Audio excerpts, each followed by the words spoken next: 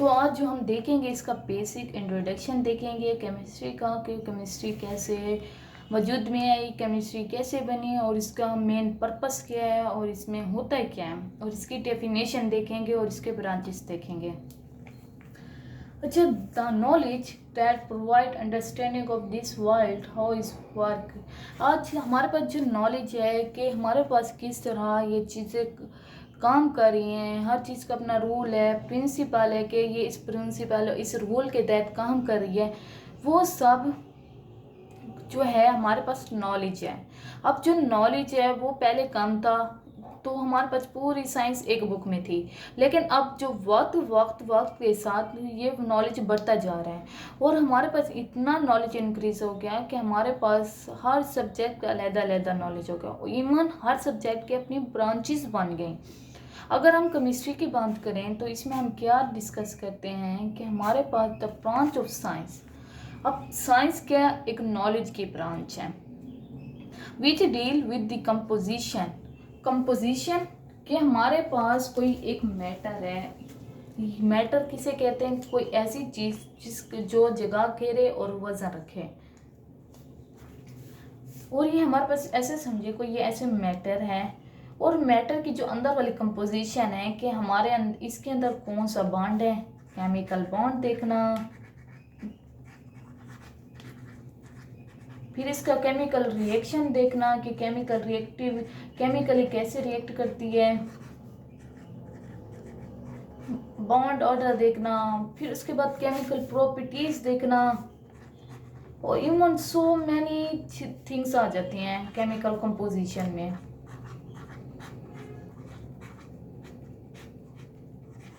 और उसके बाद स्ट्रक्चर कैसा होता है। अब हमारे पास कोई चीज़ नज़र आ रही है, ये पेज नज़र आ रही है, ये पेन नज़र आ रहा है, ये किस तरह बना हुआ है, इसका स्ट्रक्चर कैसे है। अब इसका कलर और इसका कलर और इसका गोल्डन, ये किस तरह से, इसका स्ट्रक्चर, ये हार्ड है, लिक्विड है, सॉलिड है, और इसके स्ट्रक्चर भी हमें इसके अंदर जो अरेंजमेंट ऑफ मॉलिक्यूल है वो किस तरह से है, तो हम वो स्ट्रक्चर में देखते हैं। फिर हमारे पास जो main composition, structure and properties मतलब उसके अंदर उसकी खसूसियात क्या है, यानी अब वाटर इसको हीट करेंगे, उसका बॉइलिंग पॉइंट कितना है, उसका मेटेलिंग पॉइंट कितना है। अब ये सॉलिड है तो सॉलिड की क्या है, ये जो हमारे पास रूम टेम्परेचर में लिक्विड फॉर्म है, सॉलिड फॉर्म है, हार्ड फॉर्म है, जेल फॉर्म है, ये सारी चीज़ें। और reaction of matter is called chemistry. हमारे पास जो रिएक्शन है, हमारे पास जो मैटर के रिएक्शन है, मैटर मैंने कहा जो जगह घेरे, कोई वजन रखे, कोई इस दुनिया में जितनी ऑलमोस्ट है वो हमारे पास मैटर है। इवन हमारी जो बॉडी है वो हमारे पास मैटर है। इनके जो केमिकल रिएक्शन हो रहे हैं, जैसे कि सॉलिड लिक्विड का, लिक्विड गैस का, वो हमारे पास उसकी केमिकल जो रिएक्शन है उसकी स्टडी को हम केमिस्ट्री कहते हैं। बेसिकली ये केमिस्ट्री की हमारे पास क्या है, डेफिनेशन है। बच्चों आप ये निशान लगा लीजिए, हमारे पास ये केमिस्ट्री की डेफिनेशन है। ये आप लाइन ऐड करना चाहें तो कर सकते हैं, वरना आप स्किप कर देंगे वाली लाइन। ओके, तो बेसिकली जो हमारे पास डेफिनेशन आती है वो ये है। अब हम देखते हैं कि हमारे पास केमिस्ट्री लाइफ में कहाँ कहाँ इस्तेमाल हो रही है। आप जो कि केमिस्ट्री को पहली दफ़ा पढ़ रहे होंगे, क्योंकि आप पहले 8 में पढ़े होंगे, लेकिन जो सेपरेटली पढ़ रहे हो स्पेशल बुक वो 9th में आके पढ़ते हो। 8 में तो अब उसमें बायो भी आ जाती है, केमिस्ट्री भी आ जाती है, फिजिक्स भी, जहाँ आप स्पेशल ओनली केमिस्ट्री के बारे में डिस्कस करेंगे। अब हम देखते हैं कि हमारे पास development of science technologies has prove as a lot of facilities in life, कि हमारे पास जो साइंस और ये टेक्नोलॉजी की तरक्की है हमारी ज़िंदगी को मोर इजी और फैसिलिटेट कर रही है। अब हम इमेजिनेट करें तो हमारे पास जो हम जैसे कि पेट्रोकेमिकल प्रोडक्ट हैं, पेट्रोलियम कितना यूज़ हो रहा है, हमारे जो ट्रांसपोर्ट है टोटली डिपेंड कर रहा है इसी पेट्रोल पर, और इसी ट्रांसपोर्ट की बेस पर हम ये दुनिया के फासले बहुत कम हो चुके हैं, लोग एक दूसरे के करीब आ चुके हैं। अब सुबह निकलते हैं, शाम तक घर आ जाते हैं, किसी दूसरे शहर में जाते हैं। अब मेडिसन पहले बीमारी बहुत ज़्यादा होती थी, ये मीन्स क्योंकि वहाँ मेडिसिन कम होते थे, बहुत सारे लोग मर जाते थे, वबाएं आती थी। लेकिन अब टेक्निक्स या हमारे पास साइंस इतनी तरक्की कर चुकी है कि मेडिसिन्स वो भी बहुत ज़्यादा अच्छी क्वालिटी में डेवलप हो चुके हैं। अब तो हर एक चीज़ का इलाज आ चुका है। अब इवन बैक्टीरिया को मारने की वैक्सीन है, वायरस को मारने की टेक्निक, एवरीथिंग। अब हमारे पास सोप, नहाने के लिए भी हमारे लिए सोप, साबुन, डिटर्जेंट्स, पेपर्स, पढ़ने के लिखने के लिए, इवन हमारी जो ज़िंदगी की पेपर, प्लास्टिक, पेंट या पिगमेंट या इंसेक्टिसाइड उसे कहते हैं। हमारे पास जो फसलों में कीड़े होते हैं उनको मारने के लिए इंसेक्टिसाइड यूज़ करते हैं। अगर ये ना होती तो हमारी फसलें तबाह हो जाती टोटली और कैट साली आ जाती। और पहले होता भी इसी तरह था, लेकिन अब जो कि इंसेक्टिसाइड की वजह से थोड़ी इन पर काबू पाया जा गया है। We are fruit of efforts of chemistry, ये सब केमिस्ट्री की एफर्ट्स की वजह से उनकी फ्रूट्स हैं, उनकी केमिस्ट की मेहनत की वजह से हैं। The development of chemical industry has also generated toxic waste. अब हमारे पास केमिस्ट्री फ़ायदे दे रही है, बहुत सारे बेनिफिट्स हैं इवन लाइफ में। बेनिफिट्स केमिस्ट्री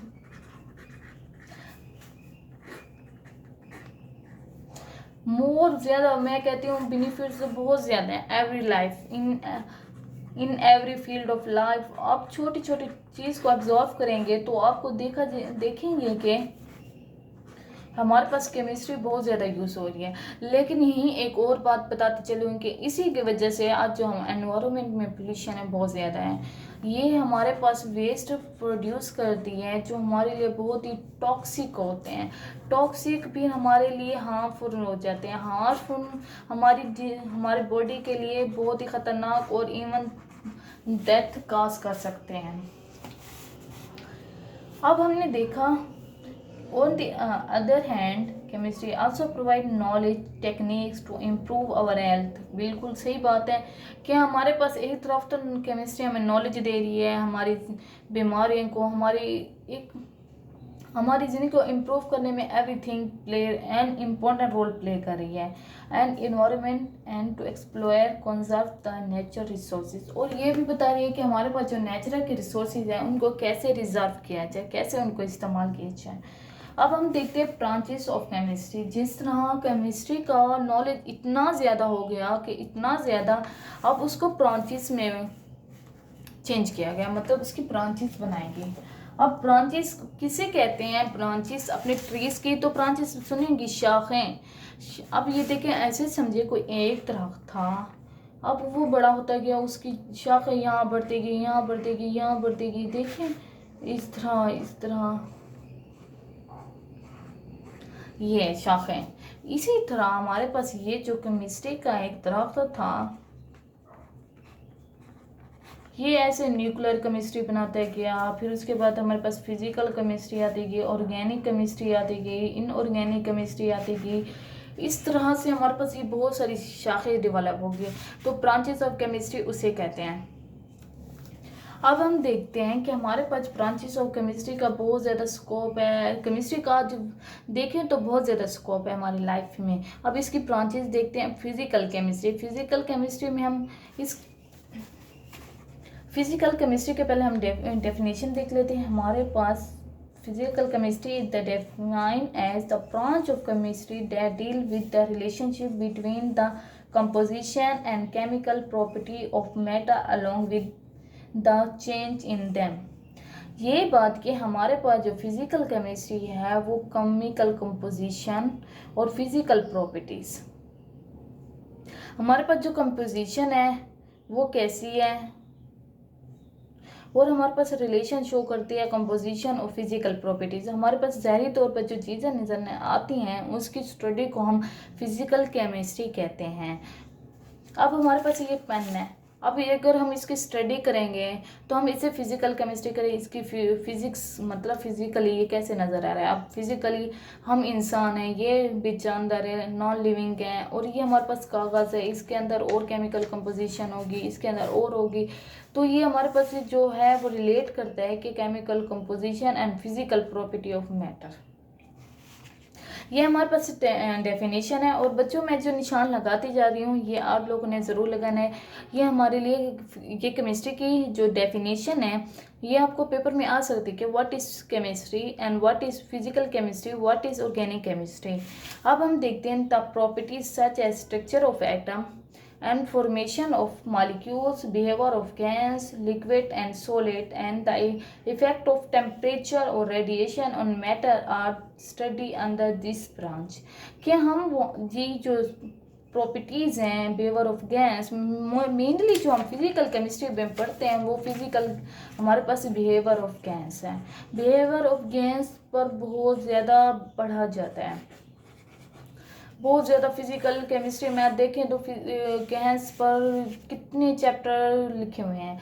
यानी मोस्टली जो मेन पर्पस जो मोस्टली मैं समझो तो वो बिहेवियर ऑफ गैस पर लिखते हैं। फिर उसके बाद liquid, solid and effect of temperature के हमारे पास इफेक्ट ऑफ टेम्परेचर क्या होता है, रेडिएशन का मैटर पर क्या होता है।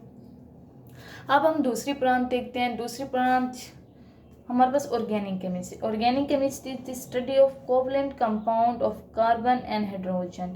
कि हमारे पास जो कोवलेंट मतलब कोवलेंट बॉन्ड्स होते हैं, कोवलेंट कंपाउंड जिनके ना कोवलेंट बॉन्ड हो, वो आगे चल के हम डिस्कस करेंगे। अब ये आपको समझ नहीं आएगी क्योंकि आप 9th क्लास के बच्चे हैं। हमको कोवलेंट का मे भी आपने पढ़ा हो कोवलेंट बॉन्ड, ऐसा बॉन्ड तो शेयरिंग की वजह से। अब जैसे कि हमारे पास कार्बन कार्बन ट्रिपल बॉन्ड है, ये शेयरिंग की वजह से है bond.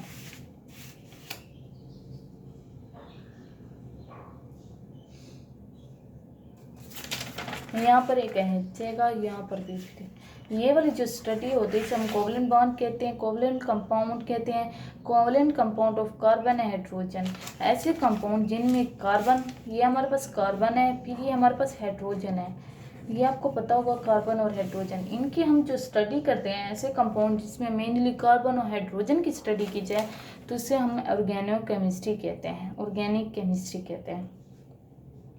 Organic chemistry determine the structure and properties of this naturally occurring as well as synthesis compound. कि हमारे पास नेचुरली जो कंपाउंड अकर होते हैं उनकी सिंथेसिस में हेल्प करती हैं, और हमारे पास जो उनकी जो नेचुरली अकर होती है कि कहाँ कैसे मौजूद में है। जैसे कि हमारे पास कोयल है, चारकोल है, हमारे पास पेट्रोलियम है, ये सारे ऑर्गेनिक कंपाउंड हैं। इन सब की स्टडी जैसे कि पेट्रोलियम, पेट्रोकेमिकल्स, फार्मास्यूटिकल इंडस्ट्रीज। अब हम देखते हैं इनऑर्गेनिक केमिस्ट्री। इनऑर्गेनिक केमिस्ट्री में हम कार्बन और हाइड्रोजन को छोड़कर सारी चीज़ों की स्टडी करते हैं। इनऑर्गेनिक केमिस्ट्री डील, अब ये ऑर्गेनिक केमिस्ट्री की डेफिनेशन थी। अब इनऑर्गेनिक केमिस्ट्री की यहाँ से deal with the study of all elements and their compound except those of compound of carbon and hydrogen and their derivatives।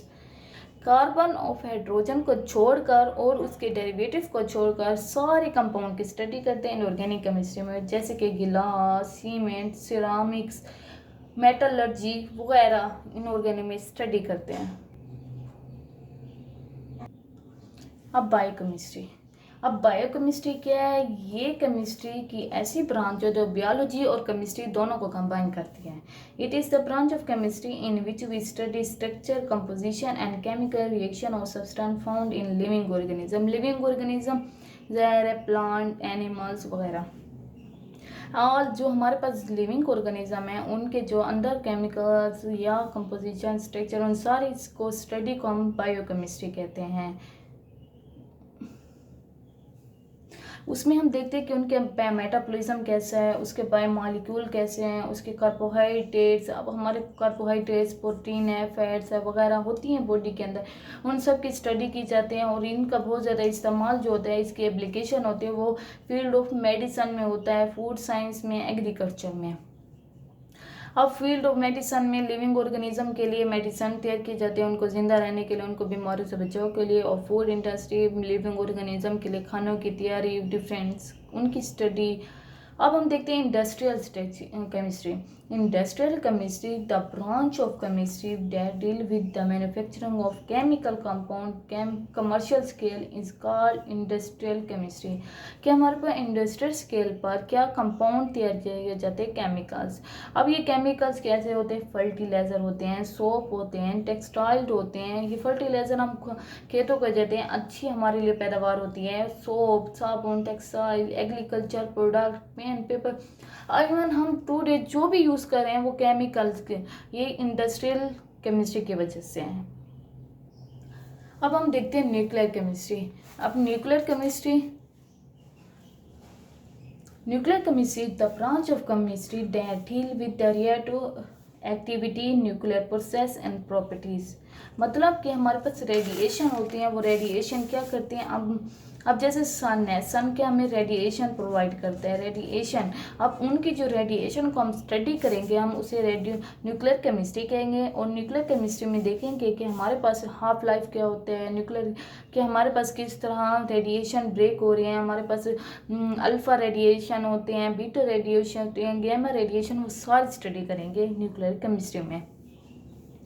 अब ये जो न्यूक्लियर केमिस्ट्री है वो कहाँ यूज़ हो रही है, एप्लीकेशन उसकी कहाँ है। प्रिजर्वेशन ऑफ फूड, फूड की प्रिजर्वेशन में, जनरेशन ऑफ इलेक्ट्रिकल पावर। अब जो हमारे पास आज बिजली है, बिजली किसकी वजह से है, ये न्यूक्लियर केमिस्ट्री की वजह से है। या हम कहें कि हमारे पर फ्यूजन रिएक्शन होता है और फ्यूजन रिएक्शन होता है, उनके ब्रेक डाउन से हमारे पास रेडिएशन और या सोर्स ऑफ एनर्जी रिलीज होते हैं, आज उनकी वजह से ये लाइट है।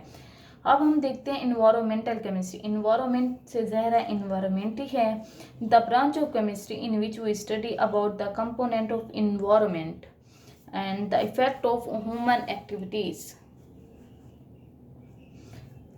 ऑन दी इन्वायरमेंट, के इन्वायरमेंट पर ह्यूमन एक्टिविटीज़ क्या हैं, उन सब की स्टडी को हम इन्वायरमेंटल केमिस्ट्री कहते हैं। कि अब हम देखते हैं कि हमारी जो एक्टिविटीज़ हैं इन्वायरमेंट को बहुत ज़्यादा पोल्यूशन क्रिएट कर रहे हैं। आज का ये जो दौर है, इस दौर में हमारे पास जो एनवायरमेंटल केमिस्ट्री बहुत ज़्यादा इम्पोर्टेंट है हमारे इन्वायरमेंट को संभालने के लिए। यहाँ पर हम स्टडी करते हैं, लाइक हमारे पास यहाँ जो ब्रांचेस आती हैं, biology, geology, ecology, soil, water, biology living organism, geology ज़मीन के बारे में स्टडी करना। The knowledge of chemical process taking place in environment is necessary for is important and protection against pollution, के पोल्यूशन से हमें प्रोटेक्शन देती हैं। अब हमारे पास एनालिटिकल केमिस्ट्री। एनालिटिकल केमिस्ट्री में हम क्वालिटेटिव एंड क्वांटिटेटिव, अब हमारे पास ये जो चीज़ दी गई है, ये इसकी क्वांटिटी कितना है, इसकी क्वालिटी होती, जो क्वालिटी होती है वो खूबियाँ होती हैं, क्वांटिटी मिकदार, कितनी मिकदार।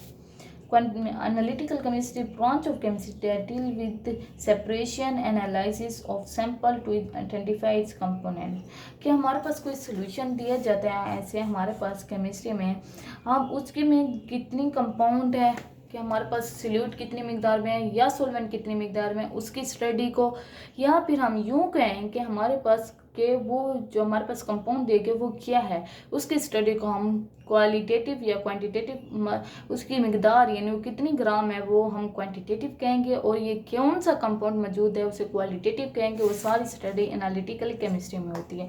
क्वांटिटेटिव एनालिसिस होते हैं और क्वालिटेटिव एनालिसिस हो, ये the scope of this branch cover food, water, environment and clinical analysis. इस जो है ब्रांच है केमिस्ट्री की, इसका बहुत ज़्यादा स्कोप है, इसने कवर कर लिया है फूड इंडस्ट्री को, water, environment and clinical analysis. तो फ्रेंड्स, आज हमने डिस्कस किया है केमिस्ट्री को और इसके आज जो ब्रांचेस है उसको। इंशाल्लाह कल से हम आगे डिस्कस करेंगे डिटेल से। This is all about chemistry and it's branches for 9th class.